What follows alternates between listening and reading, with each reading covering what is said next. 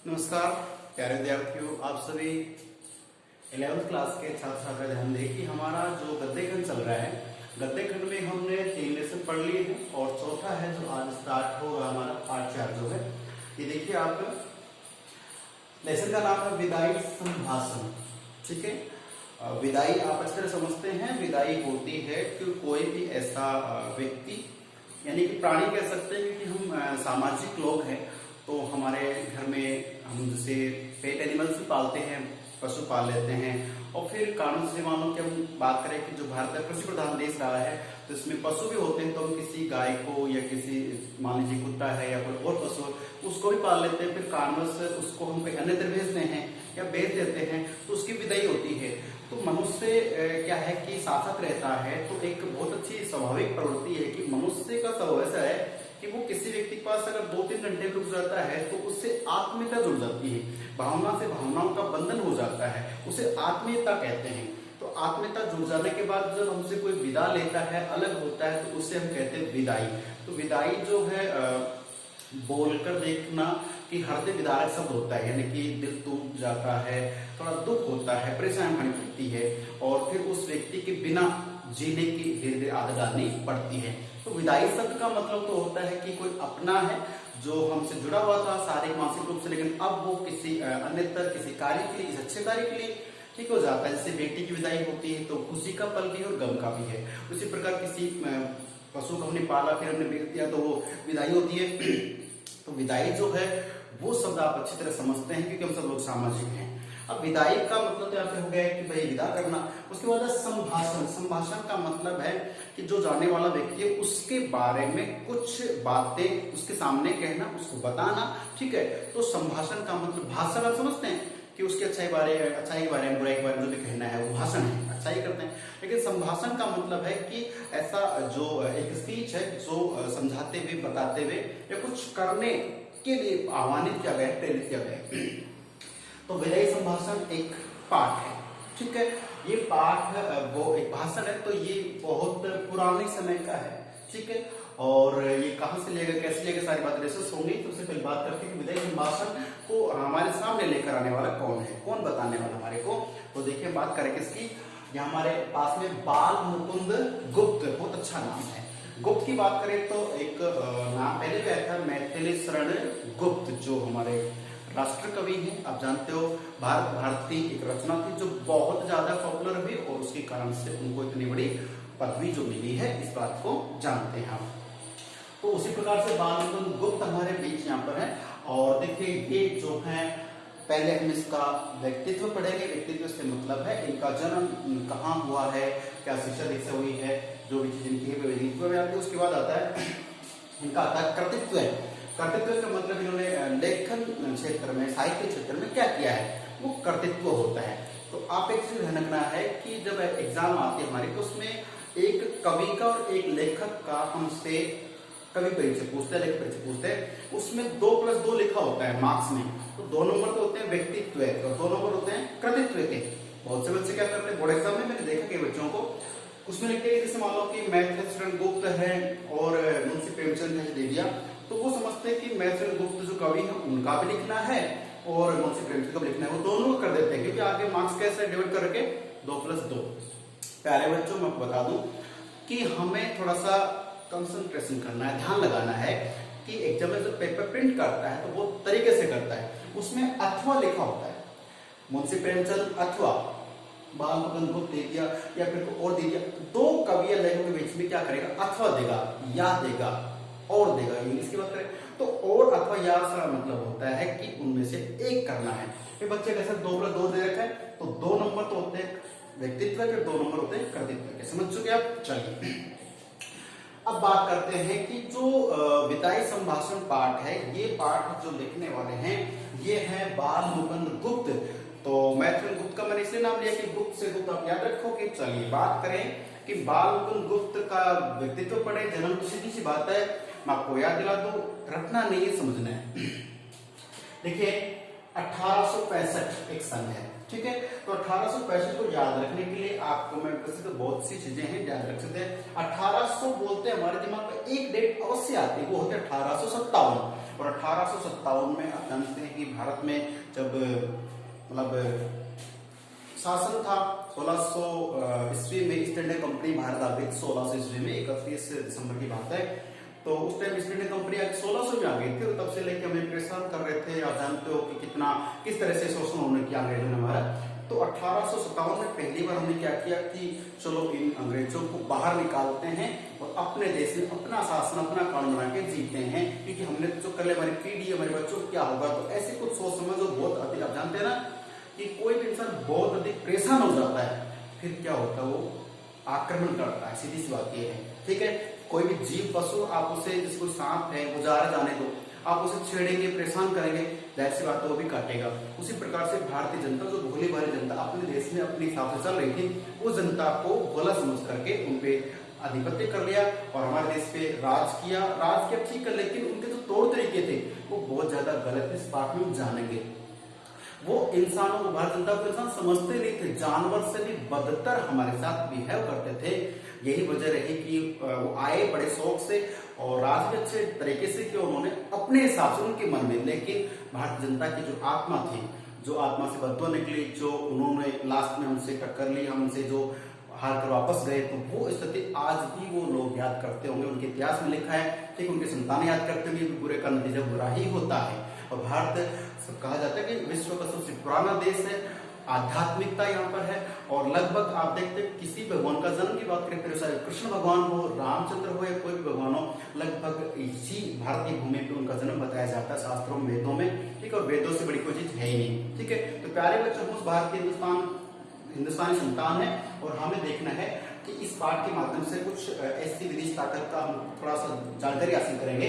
तो विदाई संभाषण जो पाठ है, ये किसी ऐसे व्यक्ति की विदाई के बारे में लिखी गई रचना है जिस व्यक्ति ने भारतीय जनता की आंखों में, कहते हैं ना आंख का जैसे एक तारा होता है, आंख का कांटा होता है, तो कांटा बुरा लगने वाला, तो वही है।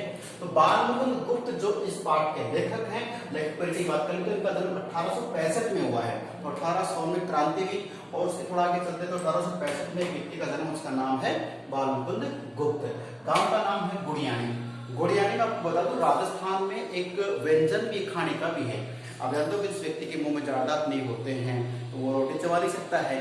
तो कुछ लोग होते हैं गाँव में चलता है ऐसा, सिटी में तो इतना नहीं चलता है कि गेहूं का जो आटा होता है उसको ठीक तरह छान लिया और उसी आटे को कढ़ाई में गर्म करके और फिर उसमें पानी डाला जाता है, मीठे के लिए शक्कर वगैरह डाली जाती है, हिलाया जाता है थोड़ा, तो उसमें घी वगैरह, एक तो होता है हलवा, और हलवा थोड़ा सा ज्यादा टाइट है बट जो आटे से बनाते हैं तो फिर क्या होता है उसमें पानी ज्यादा होता है, ऐसे रबड़ी होती है, रबड़ी जिसको बोलते हैं, उसी से बना लेते हैं। उसी को फिर थोड़ा ठंडा करके थाली में डाल के वो लोग चम्मच से कैसे भी खाते हैं। तो गुड़ियानी, मेरा मतलब ये नहीं कि मैं क्या बता रहा हूँ, मेरा मतलब है कि आप इन चीजों को रटेली समझ लें कि बाल मुकुंद गुप्त जो हरियाणा में जन्मे हैं और वो इस पाठ के बारे में लिख रहे हैं। तो उनका व्यक्तित्व पढ़ रहे हैं। 1865 में इनका जन्म गुड़ियानी गांव में हुआ। गुड़ियानी गांव है रोहतक जिले में, जिला एक रोहतक है। रोहतक वैसे हरियाणा का बहुत अच्छा एक शहर भी, चंडीगढ़ के बाद में रोहतक का नंबर आता है। रोहतक में बड़े बड़े हॉस्पिटल्स भी हैं, यानी कि जैसे जिसमें अपने जयपुर राजस्थान में जो है SMS हॉस्पिटल जो राजस्थान की सबसे बड़ी हॉस्पिटल मानी जाती है, उसी प्रकार से रोहतक में भी हरियाणा की बहुत बड़ी हॉस्पिटल भी है, काफी अच्छा शहर है। तो वहां पर इनका जन्म हुआ गुड़ियानी गांव में और हरियाणा के राज्य की बात करते हैं। तो प्यारे बच्चों, आप जब लिखेंगे तो क्या लिखेंगे कि बाल मुकुंद गुप्त जिनका जन्म 1865 में ग्राम गुड़ियानी, जिला रोहतक, राज्य हरियाणा में जन्म हुआ। सीधी सी बात है। अब बात करें कि संपादन, ये लिखा है पाठ किताब देखना, लिखा है संपादन। तो संपादन का मतलब होता है कि एक ऐसा व्यक्ति जो अखबार की जो उनका पब्लिश ऑफिस होता है, कंपनी कहें, उनमें बैठ के जो सभी सूचना आती है उनको एनालिसिस करता है, पढ़ता है, उसके बाद उसको प्रिंट करवाता, छपने के लिए आदेश देता है। तो वो पत्र पत्रिकाएं होती हैं। तो संपादन कार्य एडिटर करता, वही बात है। तो पत्र पत्रिका जो लिखी है, तो ये बाल मुकुंद गुप्त जी ने भी किया है काम। तो कौन कौन से इनके पत्र पत्रिकाएं जो प्रसिद्ध हैं जो लिखे इन्होंने, अखबार-ए-चुनार, अखबार-ए-चुनार। तो अखबार-ए-चुनार इनका एक संपादन के पत्रिका का इन्होंने, हिंदुस्तान ये पत्रिका का नाम है और हिंदुस्तान पत्रिका को जो छापने का लिखने काम किया किसने किया, बाल मुकुंद गुप्त ने किया।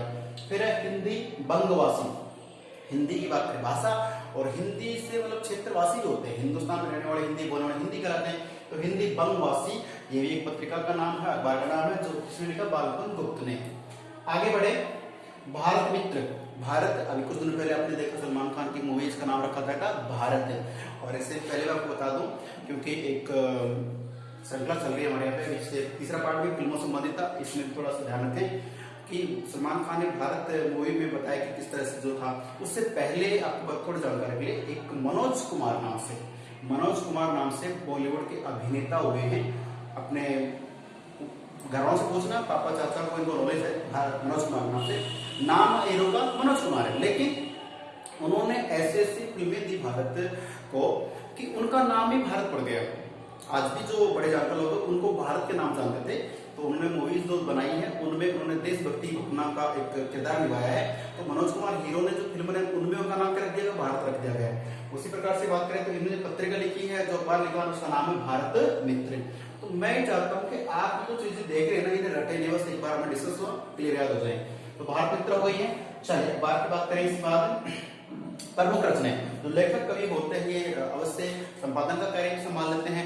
और आजकल तो क्या होता है कि समाचार जो वाचक टीवी पे आते हैं ना, ये लोग भी टीचिंग लाइन से, कॉलेज के प्रोफेसर होते हैं, स्कूल के लेक्चरर्स होते हैं, ये लोग गवर्नमेंट टीचर जो होते हैं या प्राइवेट सेक्टर से अच्छे वक्ता जो होते हैं हिंदी इंग्लिश के, यही लोग होते हैं जो अखबार आप देखते हैं टीवी अखबार से जो सूचना पढ़ते हैं, न्यूज पढ़ते हैं, वही लोग होते हैं। अच्छे वक्ता होना चाहिए, बोलने में स्पष्टता होनी चाहिए, ठीक है। तो आगे बात करें कि इनकी रचनाएं जो कौन कौन सी रचना, देखिए शिव शंभू के चिट्ठे, ठीक है, शिव शंभू के चिट्ठे। और मैं आपको बता दूं कि शिव शंभू के जो चिट्ठे है ना, उसी का ये जो पाठ ना विदाई संभाषण, ये शिव शंभू का चिट्ठा एक लेख है, एक ग्रंथ है, उसी का छोटा सा उद्धरण है विदाई संभाषण। वापस सुन लीजिए, शिव शंभू के चिट्ठे, ये रचना किसकी है, बालमुकुंद गुप्त की है। तो ये एक बड़ी रचना है, ठीक है। उस रचना में से कुछ अंश लिया और उसी का नाम बना दिया विदाई संभाषण। ओके, आगे देखिए, अब बात करें शिव शंभू के चिट्ठे के बाद में चिट्ठे और खत। चिट्ठी होती, खत लिखते हैं, तो खत और चिट्ठी में थोड़ा सा अंतर होता है, ध्यान रखना। चिट्ठी में कोई भी जैसे एक सीक्रेट होता है, और खत किसी के सामने लिखा जाता है, किसी को दिया जाता है पत्र। फिर खेल तमाशा, ये भी इनकी रचना का नाम है, ये ध्यान रखना है। अब आप जानते हैं प्यारे बच्चों की ये जो लेखक महोदय है ये हरियाणा से बिलोंग कर रहे हैं, और हरियाणा राजस्थान से क्षेत्रफल में छोटा है और उसकी जनसंख्या भी छोटा है। लेकिन एक चीज में वो थोड़े से आगे हैं, वो कौन सी है कि ये लोग एक तो जैसे अपनी बजाय थोड़े से मुंहफट होते हैं, कि जो कहना होता है सामने कहते हैं। भाषा का अंतर देखें तो राजस्थान की थोड़ी मीठी और थोड़ी लहजे वाली भाषा होती है, हरियाणवी भाषा थोड़ी खड़ी बोली होती है, और थोड़ा सा अलग इनका अट्रैक्शन होता है, ठीक है। चलिए, तो जिस प्रकार की मैंने ये बताई है, मतलब स्पेशली चीज बताई है, विशेष चीज बताई, वो क्या है कि ये जो लोग होते हैं वो सीधी मुंह पे कहने वाले होते हैं। तो बात करें कि इन्होंने जो विदाई संभाषण में पढ़ना, आप इस बुक को पढ़ना, इस लेसन को पढ़ना बहुत शानदार है। हाँ, ये चीज अलग है, तो इसमें कुछ शब्द हैं जो क्लिष्ट होंगे, आपके समझ नहीं आएंगे, वो आप पूछ सकते हैं। तो मैं आपको बता दूं कि बालमुकुंद गुप्त जो है ये हरियाणा से है। आप जैसे जैसे शिक्षा दीक्षा तो वही होंगे ना, उसके बाद ये बड़े पत्र पहुंचे हैं। तो फिर इन्होंने जब ये पाठ लिखा है तो इसी में से लिखा है, ठीक है। और इतने भी रचनाएं हैं, इनमें अलग अलग वर्णन है, लेकिन ये जो रचना है इसमें इनकी भाषा का विनम्रता के साथ में किसी को खरी खोटी सुनाने का बहुत शानदार ढंग है। अब ये तो की बात, और ऐसे करते करते इनकी जो मृत्यु है 1907 में हुई है। अब 1907 में याद करा दो, 1905 में बंगाल का विभाजन हुआ था, ठीक है, उसको बंग भंग विभाजन बोलते हैं। तो बंगाल का विभाजन कब हुआ, 1907 में, ध्यान रखना है। उसके बाद बात करें पाठ 7 पे आ जाएंगे, तो इनका कवि का हो गया है। पाठ 7 में थोड़ा सा बता दूं, ज्यादा नहीं, लॉर्ड कर्जन या लॉर्ड कर्जन का नाम से आपने सुना होगा। ये अंग्रेज, जो ब्रिटेन की बात करें, ब्रिटेन से एक अधिकारी के रूप में नियुक्त किए गए थे भारत सरकार, भारत के ऊपर सरकार किसकी थी, ब्रिटिश जो गवर्नमेंट थी उनका हमारे ऊपर शासन था, राज था, पावर था। उन्होंने एक व्यक्ति भेजा वायसराय बना के, आज जिसको हम राज्यपाल कहते हैं वो ही पद पहले इसका तो वायसराय होता था, ठीक है, वही सब लोग संभालते थे। तो वायसराय बना के भेज दिया, कब भेज दिया, 1899 में। कि पहले मतलब कि लॉर्ड कर्जन आए वायसराय बन के 1899 में। और इसमें आपको बता दो, राजस्थान की बात करो, राजस्थान में भयंकर अकाल पड़ा था 1899 में, उसको 56 का अकाल कहा जाता था। और कंडीशन ये हो गई थी प्यारे बच्चों कि जो पेड़ पौधे होते हैं ना, इनके जो छाल होते हैं, छिलके होते हैं, जैसे खेजड़ी होती है, बबूल होती है, कोई पेड़ होता है, उसका छिलका उतार के लोग पीस देते सुखा करके, और उसका आटा बना के रोटी खाते थे। इतनी भयंकर कंडीशन थी। बरसात में भी बिल्कुल सूखा हो गया, उस टाइम कोई नहर थी नहीं, बिल्कुल बरसात पे डिपेंडेंट थे हम लोग। और ऐसी कंडीशन में जब इंसान को खाना नहीं मिल रहा है, ऐसी कंडीशन में, और ये जो लोग आते हैं इतना ज्यादा शोषण करते हैं, इतना ज्यादा काम कराते हैं, और जनता की बिल्कुल भी नहीं सुनते हैं, उन पे अपना कचरा करते हैं। 1898 में आए, 1904 तक रहे, फिर 1 साल के लिए कुछ समय के लिए वापस चले गए थे और फिर दोबारा ये 1904 से आए, 5 तक रहे थे। ठीक है, ध्यान रखना। ये डेट बात 1907, 1905 बीच में आया, 1905 में बंगाल विभाजन हुआ था, जानते इस बात को। तो ये जो है 2 बार हमारे पर वायसराय रहे हैं। उसके बाद इन्होंने क्या क्या अत्याचार किए हैं, कितना हमें परेशान किया है। और अब जानते जब कोई दुखी करने वाला इंसान जाता है ना, तो हम विदाई तो उसको भी दे रहे हैं, लेकिन किस तरीके की देते हैं ये आप जानते हैं। ठीक है, तो मैं चाहूंगा कि ये पूरा पढ़ने के बाद अब थोड़ा पाठ पढ़ के थोड़ा ध्यान रखिए, और फिर मैं आपको इसका जो पाठ 7 अशेष भाग कल बताता हूँ आपको नेक्स्ट क्लास में। तब तक के लिए नमस्कार, धन्यवाद, सुरक्षित रहें और बस पढ़ते रहें। ओके, नमस्कार।